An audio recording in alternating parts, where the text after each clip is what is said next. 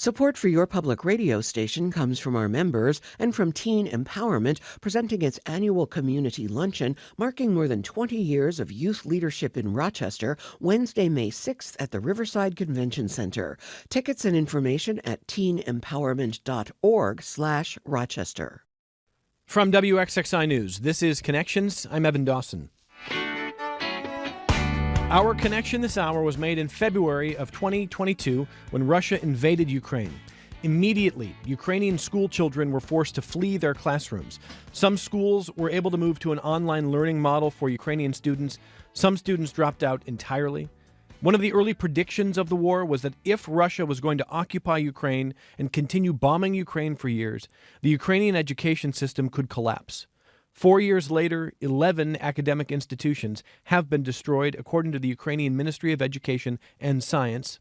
278 institutions have been damaged by missiles and other bombs, many in and around Kharkiv. But something else has happened. The number of Ukrainian students applying to higher education institutions in that country has now increased since before the war, according to the Ukrainian Review. Ukraine is hungry for knowledge that is relevant. This past weekend, I read a piece in the New York Times about how Ukraine has become one of the teachers of the world on innovation during wartime, designing robots and drones that can do the work of humans on the battlefield. Now, clearly, Ukraine did not choose this war, but their scientific innovation is already a lesson for other countries. This week, Rector Edward Balashov from Ostro Academy in Ukraine is visiting Rochester and staying at Nazareth University. They have a long-held partnership that we're going to be talking about, this partnership between Rochester and Ukraine. We'll talk about that, the state of education, and what can be done to prepare students everywhere for a very uncertain future. Let me welcome our guests now. And to my right is Dr. Edward Balashov, a professor and rector of the National University of Ostro Academy in Ostro, Ukraine. Welcome. Thank you for being here. Thank you so much. It's a pleasure to be here. And next to Dr. Balashov is Dr. Eric Ensley. Eric is Director of Rare Books and Special Collections and Preservation at the University of Rochester River Campus Libraries. Welcome. Thanks for being here. Thank you for having me as well. Across the table, welcome to Dr. Elena Prokopovich, who is Associate Professor of Political Science, Director of the Political Science Undergraduate Program in History, Politics, and Law at Nazareth University. Welcome back to the program, Elena. Thank you for having this conversation. And Dr. Timothy Nealon, Professor and Director of the Museums, Archives, and Public History Program, Director of the Center for Public History at Nazareth University. Tim, nice to see you. Thank you for being here. Happy to be here. So we're going to talk to Edward in just a second about what is happening in Ukraine. Elena, just a little bit of a backdrop here, because you and I have spoken on this program a number of times about not just the war, but the effects on people. This hour, we're going to talk about this partnership that I think a lot of people maybe in our region don't know exists. Students coming from Ostro to Rochester, a partnership that spans a long time. So what's the backdrop here? How important is this partnership, and how would you describe it to people who didn't even know it is happening? This partnership is extremely important, very meaningful, more meaningful than ever before. It makes us appreciate international connections through culture and education, like really no other partnership at this time. The partnership has developed and taken roots over 15 years ago, and it was an honor and a pleasure for us to take over the work, the foundations for which were established by the Rochester's Ukrainian community, and then the community has found a receptive interested partner in then Nazareth College and now Nazareth University. And we have tremendously expanded the kind of context and the scope of context that we have had with this absolutely unique Renaissance institution. I will let Dr. Balashov talk about the absolutely unique status and character of the university. But we were privileged to be able to establish a program funded in part by Rochester's Ukrainian community and in part by Nazareth University to receive one exchange students from Ostro every spring semester. And before the war, the full-scale assault broke out, we were able to host 4 such students who brought tremendous richness. Also before the full-scale war, but already during the occupation of eastern Ukraine and Crimea annexation of Crimea, we were able to take a group of Nazareth faculty, staff, and students to Ukraine. And that was one of the most enriching, eye-opening, life-transforming visits that our students and our faculty and staff have had, to see how Ukraine was already functioning as a society partly in war, and yet developing tremendous cultural, diplomatic, scientific resources at that time, and taking care of its veterans, which we thought then was already an amazing task. And that was before the full-scale attack. Actually, our trip focused on rehabilitation of veterans in large part, as well as many other historical, political, and cultural aspects. But we learned so much at that point, how much we could have learned since then. As you said, Ukraine has made actually tremendous strides, in addition, of course, to suffering losses. How much we could have learned if we could take our students right now, but alas, until active hostilities, stop, we must focus on receiving our, colleagues and our students from Ukraine here at Nazareth and hosting them at U of R now. But we still have hope that we can continue. Yeah, and we're going to be talking this hour about how this kind of a partnership, of course, can benefit students from Ukraine, but also Americans who are forming new partnerships and connections. And Tim will have a lot to say about that. Let me just follow on one point before I turn to your colleagues here. Early in the war, I remember I was probably like a lot of Americans who I could find Ukraine on a map, but I would not have been able to tell you where's Lviv in relation to Mariupol and Kharkiv.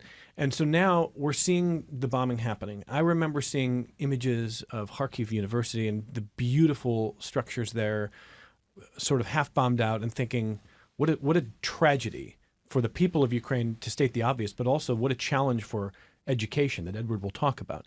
If I remember, you're from Chernihiv? Chernihiv, sorry. Okay, Yes. thank you for the pronunciation here. But I remember talking to you, and you said Russia is not going to come in 3 days and take over Ukraine. Ukraine is not going to roll over, and Ukraine is not going to lose this war no matter how long it takes. We're more than 4 years in, and as resilient as Ukraine is, are you surprised at how strong the institutions, and the educational institutions in particular, have been, with students staying in the classroom, more students applying for classes, and some of the strides that those institutions are making despite living under bombing? I am surprised and tremendously proud to have grown up in Ukraine. Millions of people left. Young people, teenagers, their families had a chance to leave. And many did leave. But I think even those who left are bringing the energy and the learning from abroad back to Ukraine. Ukraine has not only retained a great deal of its young, of its educated, of its motivated, population. It has attracted a great deal of interest from young and older people from abroad who actually have flocked to Ukraine to do cultural work, to learn Ukrainian language, to learn technologies at this point, to benefit from the experience that Ukraine is working up frantically during this most challenging times in a variety of fields, from cultural diplomacy to rehabilitation and prosthetics, and of course, military production. So Ukraine is actually, I think, attracting students, young people, professionals, and others, journalists, and from abroad. So proud, surprised, all of those. Yeah, it is a remarkable story. Dr. Balashov, setting again for the Americans who are learning the map of Ukraine. Ostro, I believe, it's west of Kiev, and it's about halfway to Lviv. Is that about right? Yes. Okay. That's correct. And with a tremendous history at Ostro, how is the institution doing today? How are you doing? How is the institution doing? That's a good question. Thank you so much for asking this. I can be going for hours and hours if we talk about history of Ostro Academy, and I'll tell you why. Because it's the first higher educational institution of Ukraine. And this year we are actually celebrating 450th anniversary of the University Foundation. 500th anniversary of Prince Vasyl Konstantin Ostrogsky, the founder of Ostroh Academy, and 445th anniversary of translation of Ostroh Bible, which was the first Bible in Slavonic language and also translated and printed in Ostroh in the 16th century. So those 3 dates we are celebrating this year throughout the year, and we are proud of that. We are located You are correct. We are located in between Kyiv and Lviv in the Rivne region, which is one of the western regions. We are located in a rather small town of Ostroh of 25,000 population, and the university plays a vital role for the region. But also we have become an important player in higher education in Ukraine and international, and we are proud of that because it's been just 30 years after a re-establishment of Ostroh Academy, as it didn't exist for a few centuries and was re-established in 1994. In terms of the students who are attending, both at higher education and in general younger classrooms across Ukraine, what does that look like today compared to before the invasion 4 years ago? It seems to me that those students who stayed in Ukraine nowadays, that's the future of Ukraine. Those who wanted to leave, as Elena said, they already left, and they live permanently or temporarily outside of Ukraine. They might be coming back in future, which we hope, of course, because it's Ukrainians. We are working with the students in the schools and universities, those who stayed in Ukraine consciously. They are there with their parents, and we in Ostroh Academy actually are trying not to just teach the students to become highly professionals on the labor market, but we also are following the rule of Humboldt University, Old Humboldt University, to teach the professionals and to serve for the society. So that's very important, and most of the Ukrainian universities are trying to follow this mission. In Ostroh Academy, our slogan is "Tradition that creates the future," and that's why we are not only teaching, we are upbringing, and we sincerely hope that those students, those graduates will be the future of Ukraine. They are already the future of Ukraine, but in the nearest future they will start rebuilding Ukrainian sovereign country. You're here in Rochester for the week. Can you describe to Rochesterians why you are here and how this partnership began in your mind? Maybe take us back to your first visit to Rochester and what that was like for you. Thank you. That's a great question, and I wanted to express my sincere gratitude to personally Mrs. Tamara Denisenko and to all the Ukrainian community in Rochester, as that's their initiative to actually start everything, to start it back in 2013 when we signed a memorandum with Nazareth College at that time, and since then it's been 13 years of from my standpoint, very successful cooperation, as we had a chance to host our colleagues from the States, and we are sending our students, one student per semester, to study here, to get knowledge and to bring it back to Ukraine. I must say that every student that studied here came back to Ukraine and now is working for the better of Ukraine, which we are proud of course. And we have many connections with the Ukrainian community as well here. Our library has a collection of books of Professor Hursky. We have many connections with the Rochester Federal Credit Union and many other projects. So I'm really happy to be here. It's my third visit, I believe, and all these times, I'm actually welcomed so warmly by the Ukrainian community, by the Nazareth University representatives, that I want to come back next year, maybe. Well, and as you say, there are so many things we could talk about that would be its own hour-long conversation. I'm just going to ask you one thing that I hope doesn't derail us too much, but I'm very curious because yours is an institution, if our listeners missed it, that have been there for almost, 500 years. Mm-hmm. I mean, tremendous history. And you talk about tradition paving the future. The future is uncertain in more ways than I would have said 4 years ago I could even imagine. Yes. Starting with the fact that Ukraine is a very innovative society, as I mentioned at the outset, didn't choose this war but is now educating the world in how to handle warfare when you are the underdog. drone warfare, robotics, a really sort of a remarkable layer of technology and innovation and defense. On top of that, you're preparing students for a world that, we're going to talk, I think, on a separate program coming up here with Elena about art and the liberal arts and the way we appreciate all those things.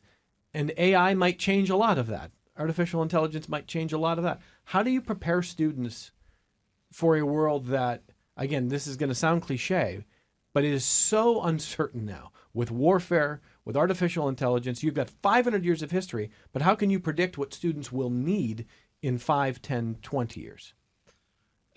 I would mention that Ostrov Academy is a classical liberal arts institution, so that is why we are following the principles of classical liberal arts, trying to implement the principles not only in teaching but in everyday life of every student that we have.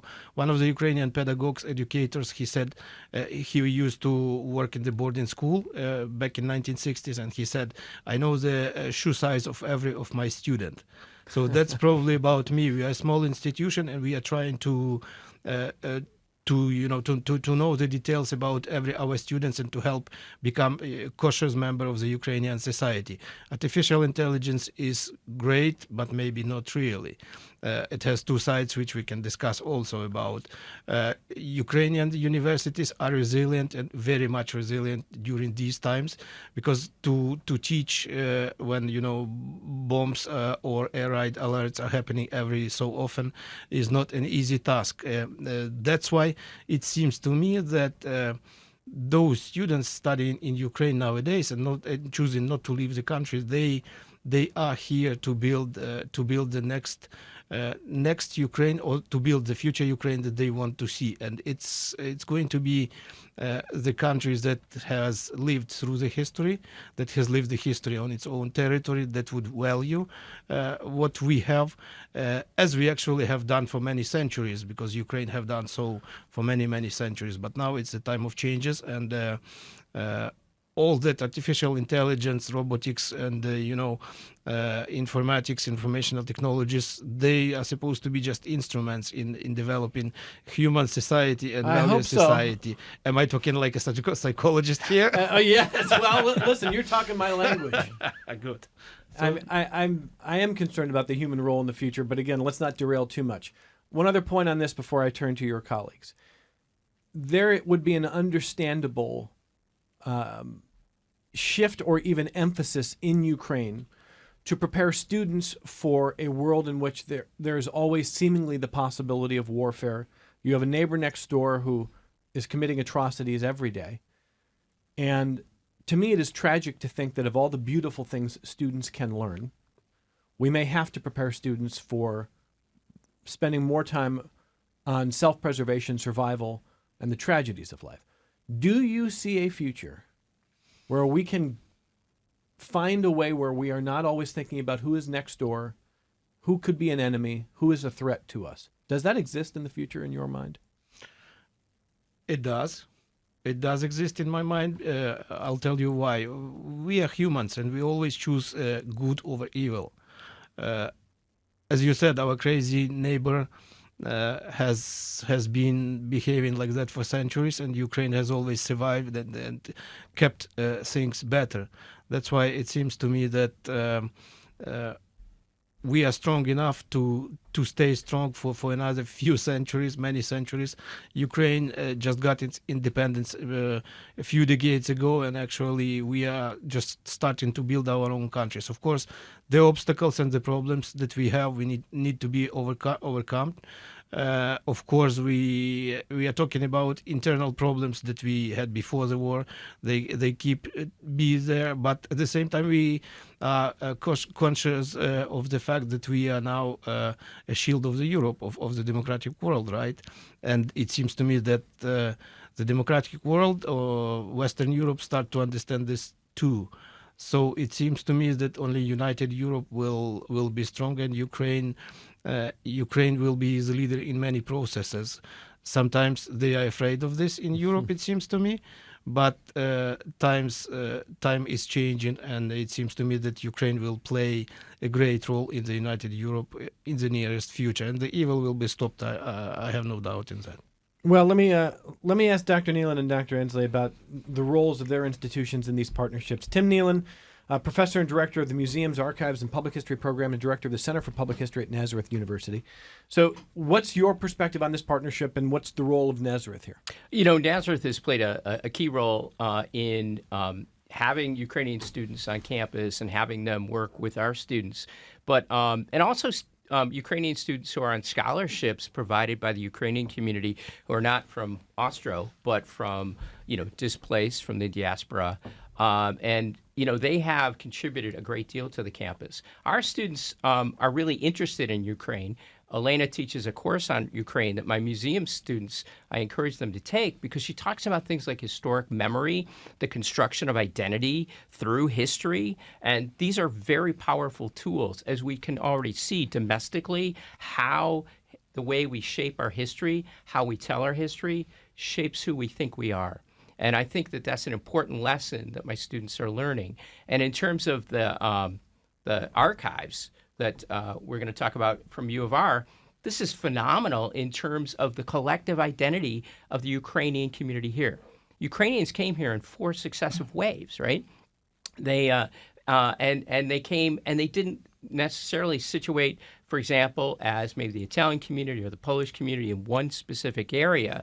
So having a community archive started by one person and becoming then sort of the collector of memory, what was it like? Who are we? That created a kind of group cohesion that you can see in this community. That's a valuable lesson for my students, both in terms of the politics of memory, but also just engaging and encouraging community archives. So that's certainly something that I teach in my public history classes, and we encourage in the archive class that they take, taught by the great Julian Novakovich, who is now at St. John Fisher, but still teaches for us. So, and how do your American students, the non-Ukrainian students you teach, how do they benefit from this partnership? well, okay, for example, look, American students often have a fairly simplistic view of the world. Anytime they can sit down with somebody from another country and actually have an engaging conversation, and I don't mean a lecture, I mean somebody who's a student in the class doing a group project. I have a Ukrainian student now. I'm teaching a class called 1970s to Now. And they're talking about Ukraine and the Ukrainian war. And they're engaging students in material that they wouldn't have sought out on their own. Because now there's an empathy and a sympathy that didn't exist before. Because now they have a real person, a tangible person who's gone through this conflict. And this is going to create a more deeper sense of how they are global citizens. I could preach all I can from the lectern, but it's really the engagement and the experience, I think, that's going to drive our students to understand the globe better. And I think it's really interesting when you talk about American students who sometimes have a simplistic view of places they've never been. And I don't hear you saying that to malign students. It's just an observation that is maybe an understandable outcome for students maybe raised in a certain place or a certain set of advantages or educational system. So what are some of the simple ideas that you over time you see nuance being added, complexity being added? What do they come in with, like, in terms of the simplicity of the world? Is it sort of good, bad? Is it simple cultural ideas? I do ideas? think that students tend to want to have a narrative of good and evil. Mm-hmm. They want to come into a study of the globe where they can identify this group of people or that group of people who were allies of the U.S. or, in many cases, were unfortunate recipients of U.S. imperialism or colonialism. They don't understand the interaction between people groups or of the sophisticated way that some of these actions play out.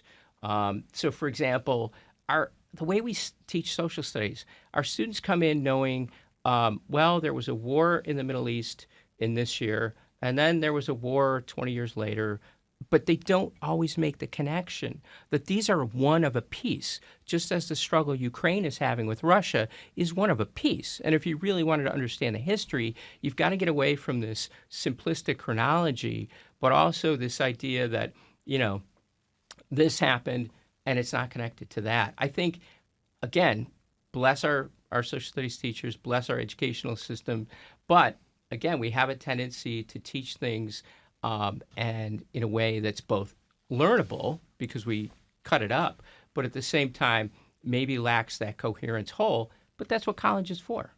And briefly, Elena, to your colleague's point there, what changes do you see in your American students when they have more interaction with Ukrainians and they can ask direct questions and they can have a better understanding of both the war that's happening now and the history that precedes it?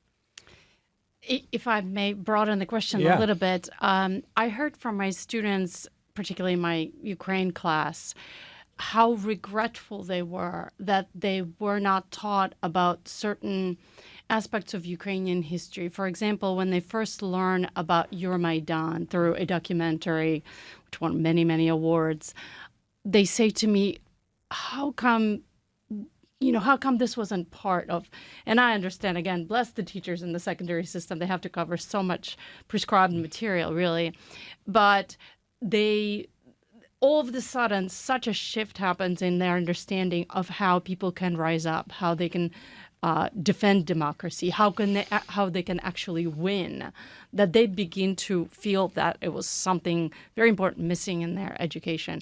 Having Ukrainian students, or really any international students in the classroom, is absolutely beneficial.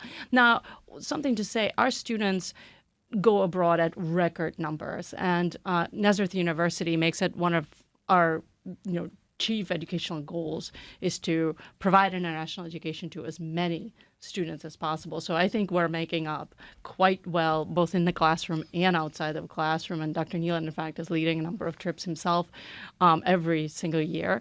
So students over time, in 4 years at Nazareth University, they expand their worldview tremendously. But the students from abroad who sit in our classroom just provide personal experience that you really cannot replicate. And sometimes you can't even get through the trips, which are usually very intense affairs of trying to grasp as much as possible. But here, week after week, somebody tells you, for example, how they made their decisions to stay in Ukraine or to leave, what career to pursue, what degrees, how to imagine life, how to deal with the possibility of being drafted, if it's how they've lost, relatives or friends. I mean, that kind of personal experience just cannot be replicated, really. And so we value tremendously each and every student that came.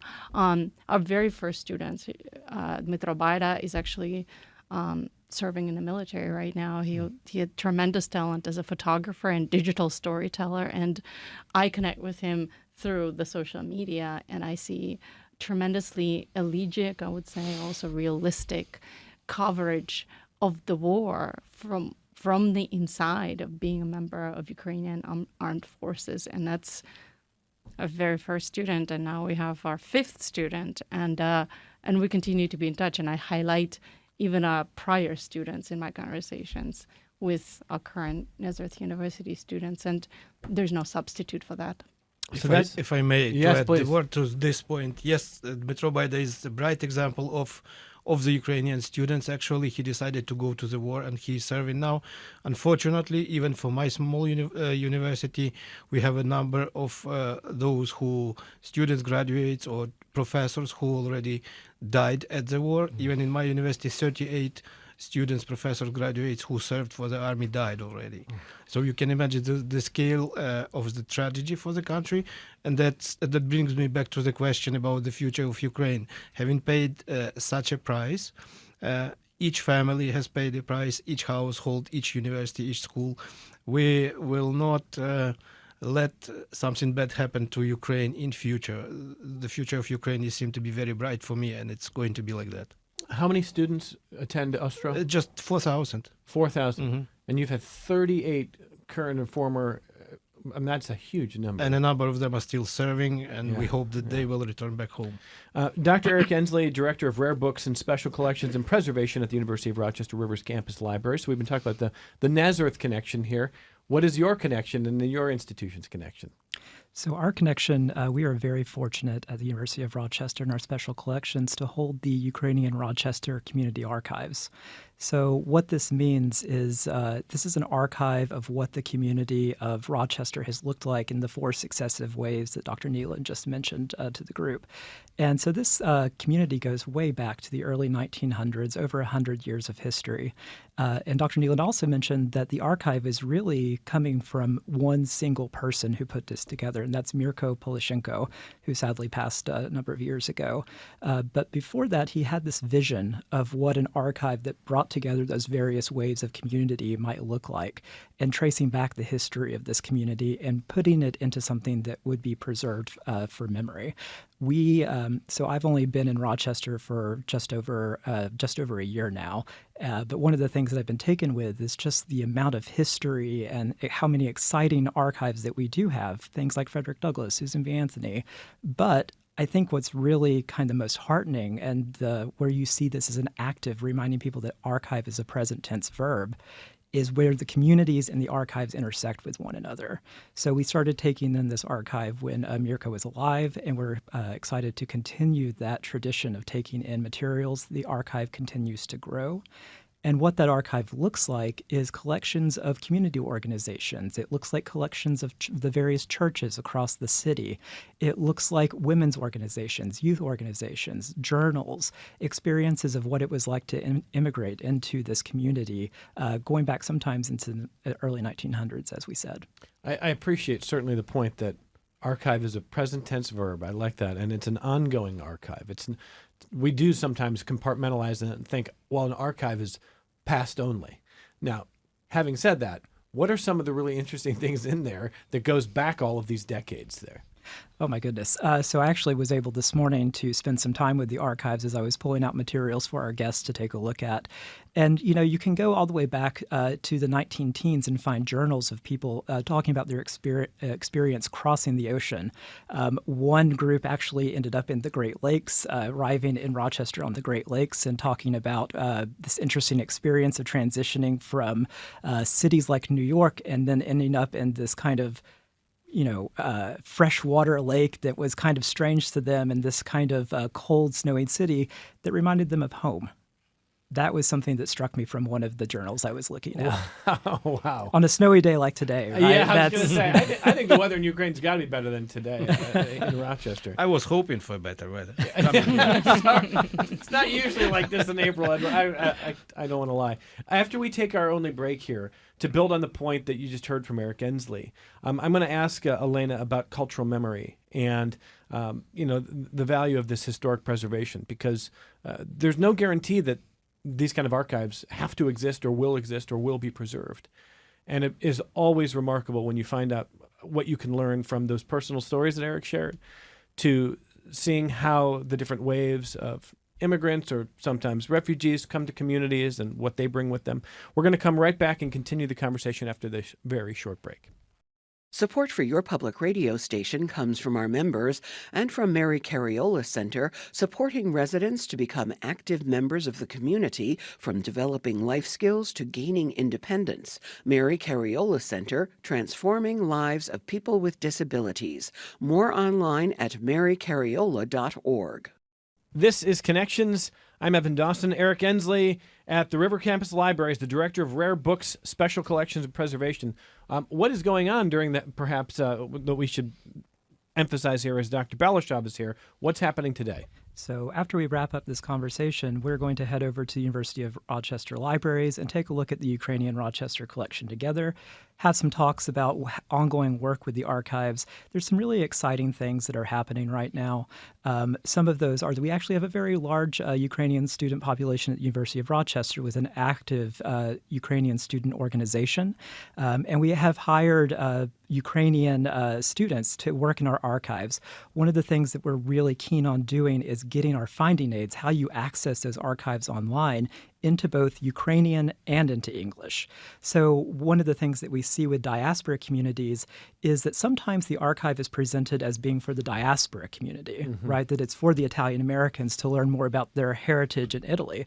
But we also want to be able to share this with the world so that this archive goes back to Ukraine as well, and so that they can see what it looks like when a community established itself, what remained of Ukraine, what changed, and what became sort of a cultural amalgamation of different parts.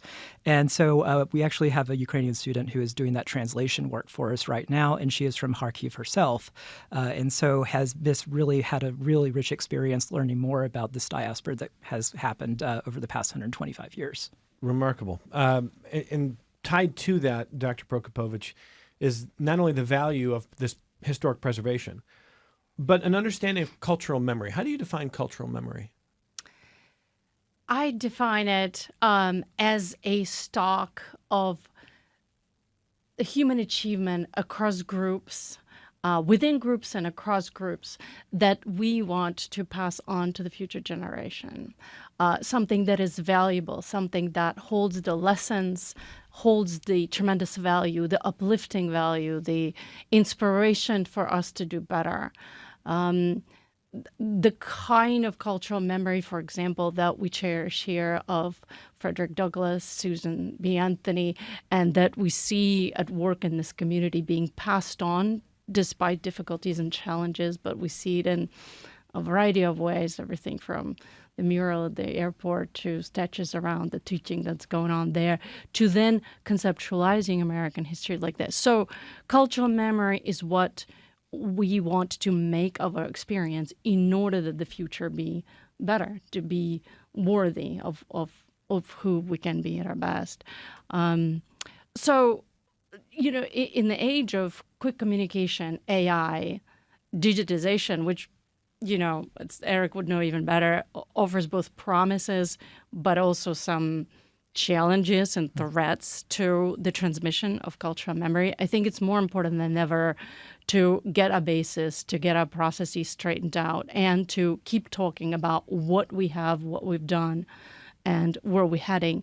The role of diasporas all over the world, not just Ukrainian diasporas, but diasporas writ large, in shaping international relations and the goodwill among the people cannot be overstated. Countries are interpenetrated and interweaved with each other. There's Ukraine, there's little Ukraine or even big Ukraine in the United States, in South America, in Europe. And now there are Americas and Americans in Ukraine. There are even graves of Americans who went to serve and died in this current war in Ukraine now. So there's no American community per se in Ukraine, not yet. Maybe there will be. I think Ukraine is such a tremendously interesting and fascinating place at this time. But there's certainly diasporas that have done a lot for the preservation of Ukraine. Diasporas have really saved a number of traditions, as well as the language, from even further destruction during the times of colonial domination over Ukraine. And that cultural memory of resistance from far, of resistance over decades and generations, is something that especially democratic societies that are committed to freedom, want to preserve and showcase to succession of students over and over again. We want to tell that story of resilience, cooperation, and hope. And in fact, of course, diaspora studies are very important in Ukraine itself. At Ostrog, we had a pleasure of meeting Professor Alla Atamanenko, who studies diaspora there. When we were hosted in Kiev, we got great show of the city and the university by Professor Olha Sukhobokova, who runs a very accessible Ukrainian diaspora Facebook page and highlights various and multiple connections of Ukrainian immigrants and Ukrainians who have come to North America, South America, etc. So that is the cultural memory that should remind us all how connected we are, how much how many bases we have to care for one another, not divide ourselves, but to come together, keep our allies, expand our allyships, and go forward as a peaceful humanity. And Dr. Balashov, maybe connected to that question, is whether there is a risk of losing cultural identity when there is an intentional aggressor. Vladimir Putin has talked about the fact that he doesn't really believe that Ukraine is its own independent state. His intention is to create, perhaps by force, a reality in which Ukrainian means Russian. It doesn't mean Ukrainian. That means maybe the blending of or the elimination of language, or certainly cultural memory. You know, and one of the most probably historical examples of what is lost to the world when we have the physical aggression and destruction is, you know, the burning of the Library of Alexandria, and the question of what was lost to history, what kind of books and texts will we never see. Well, now it's intentional on the part of Vladimir Putin to try to erase this kind of cultural memory, to erase this history. Has he succeeded at all, or do you think that in a strange way this has cemented Ukrainian cultural identity?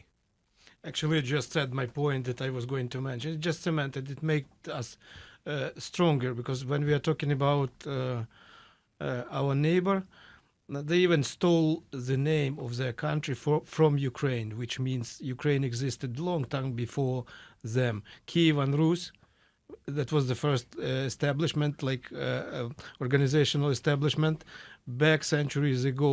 Rus, Rusyns, that's the name of people. So they stole it and they called themselves Russia, which is not correct. They are not Rusyns. Rusyns lived long time ago and they were Ukrainians. So this brings me to the point that actually you cannot erase the identity, the cultural identity, historical identity of the nation that has been there for ages and that has been adding to value each next generations for many centuries. Ukrainians are a very strong nation, and they actually are passing the knowledge, are passing the traditions in the families, in the generations. And the matter of having its own country, its own sovereign state, played a big role. And now we are just building on the top of what has been there for generations. And I think we will definitely succeed in that.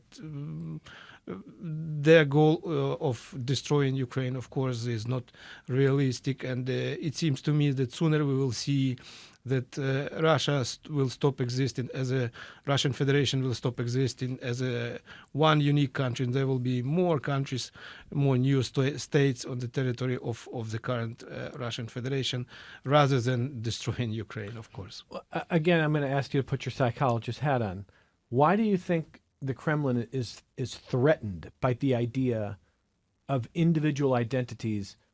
Take Ukraine, but you could take others. Lithuania, Latvia. Why are they threatened by that? That's been it's nothing new. It's nothing new. It's been there for centuries. They've always tried to invade their neighbors. They've always tried to cut the pieces from different countries, and now they want to get back to the idea of the empire, of Soviet empire, to bring back all the sovereign states that actually arose or have arisen on the territory of the former Soviet Union. I'm sure they have plans for Baltic countries as well, of invasion of the Baltic countries. They've started to do so with Georgia. They've continued that with Ukraine.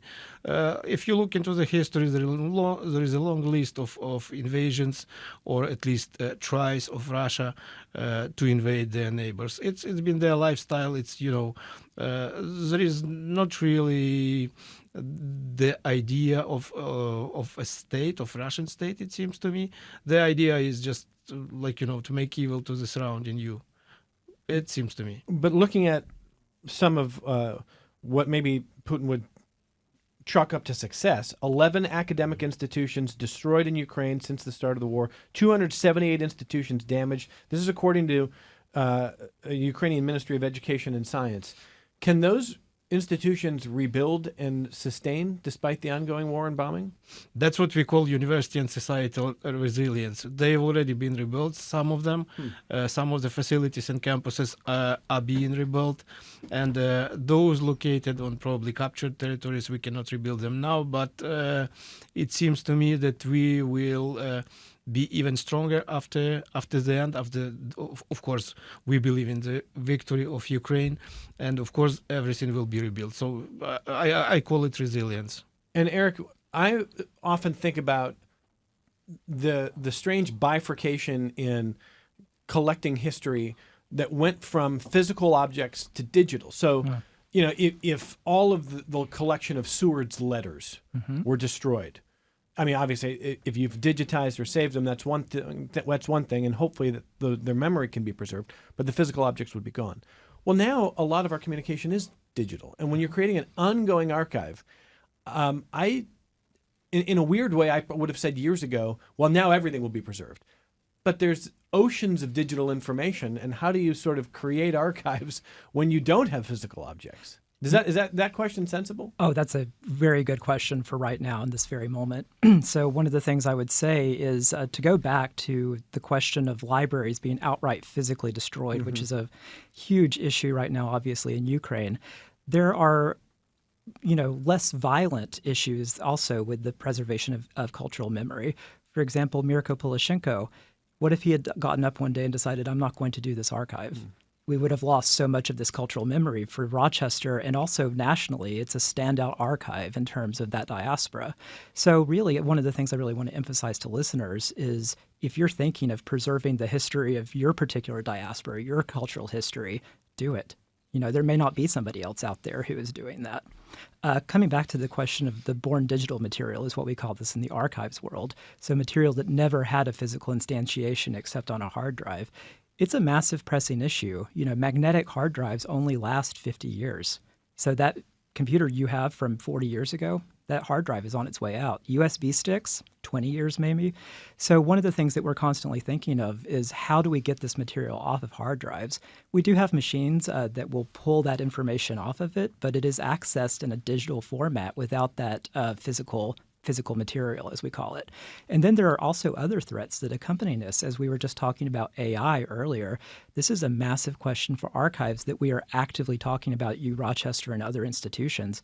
What happens when a corporation comes to you and says that they want to train their AI model in your archive? Archives are already getting those questions, and we have to figure out an answer to that. A group of us are doing that, including University of Rochester and University of Virginia and others, but it's a pressing question. Well, and I want to ask Dr. Neelam before the hour is up here, and I'm so grateful for all four of our guests and sharing this story here. I want to go back, and I want you to put your professor's hat on, but I want you to respond to a younger student. So you teach college students, but when my son was 9 when the invasion happened, he's kind of a history buff. Now he's 14, but he was 9 years old when the invasion happened in Ukraine. And he said, I thought we were moving towards a world where we don't invade anybody anymore, and, which is a beautiful, naive statement. But what do you say to a 9-year-old? What do you say to a student who says to you, is this just the state of man? Is this always going to be the state of man? Is there any reason to believe that we've evolved in a way that can get past that? Well, absolutely, because the very fact that we can stand and look at the invasion of Ukraine and make a moral judgment about it, that says a lot about humanity, that we know right from wrong. And it is, in fact, our changing nature of war that may be different. But humankind has always risen up above. As Edward said, right? He believes in hope, that there is hope, that out of the ashes of World War II came the United Nations. Out of the ashes of the current international system that seems to be eroding before our eyes, I think there's going to be something even better, because what we've learned is the system was fragile in a way we didn't know. And so now we have a better idea on how to rebuild it. And I think that's where memory comes in. Look, memory is not fixed. It is constantly being changed, which is why that archive is living. But also, as we think about, we can't just think about the past in one way. We have to constantly re-envision it because that teaches us about ourselves, but also then promotes a better future. So power to archives, and power to the resilience that we're seeing in the educational systems. And our thanks to the Ukrainian community for making sure that material is available. And yes, other archives should follow suit. We have digital archives only at NAS, the Casa Italiana Oral History Project, but we also have hosting archives like the Polish Community Archive, the Scaleni Polonia Archive. So I think this is a project worthy for all the institutions to do. Just as someone in the lay public, I'm grateful for it. We're down to our last minute. Dr. Balashov, you heard some of your colleagues talk about the benefits to American students when they can interact with your students. Last minute here. What do your students from Ostra gain when they come here? They probably understand that they are members of the global world. We share the same values as you guys do here, and that's why we are in the position where we are now, defending the democracy on the outskirts of Europe, being the shield of Europe. And if it's our last minute, I would like to use this chance and actually express my sincere gratitude to Nazareth University, Nevan Fisher personally, for actually making this happen for so many years, Dr. Prokopovich, Dr. Nieland for being part of it. That's one thing. Second thing, I would like to really thank you to the Ukrainian community, and personally to Tamara and late Volodymyr Denisenko for also making this happen. This is very important for us, and it's really appreciated in Ostrogo Academy and in Ukraine.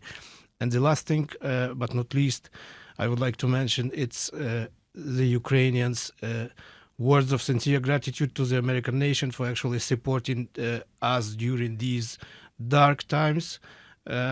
We will win, and we truly appreciate what you do to support Ukraine. Thank you so much. I hope you're enjoying your time in Rochester, and I hope that we can talk again, Dr. Balashov. Thank you. Thank you very much. Edward Balashov, professor and rector of the National University of Ostrogo Academy in Ostrogo, Ukraine, with a 500-year history and a remarkable partnership with these Rochester institutions, including with Dr. Eric Ensley, Director of Rare Books, Special Collections and Preservation at the University of Rochester River Campus Libraries. Thank you for being here. Thank you. And from Nazareth University, Dr. Timothy Nealon, Professor and Director of the Museums, Archives, Public History Program, Director of the Center for Public History. Thank you for being here. Glad to be here. Dr. Prokopovich, Associate Professor of Political Science, Director of the Political Science Undergraduate Program in History, Politics, and Law at Nazareth University. Thank you for being here. Thank you, Evan. And we're going to be coming back in just a moment with more Connections. Stay with us.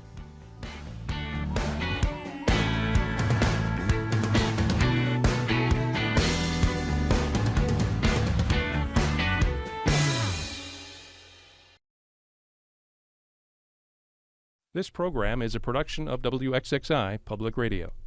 The views expressed do not necessarily represent those of this station, its staff, management, or underwriters. The broadcast is meant for the private use of our audience. Any rebroadcast or use in another medium without expressed written consent of WXXI is strictly prohibited. Connections with Evan Dawson is available as a podcast. Just click on the Connections link at WXXInews.org.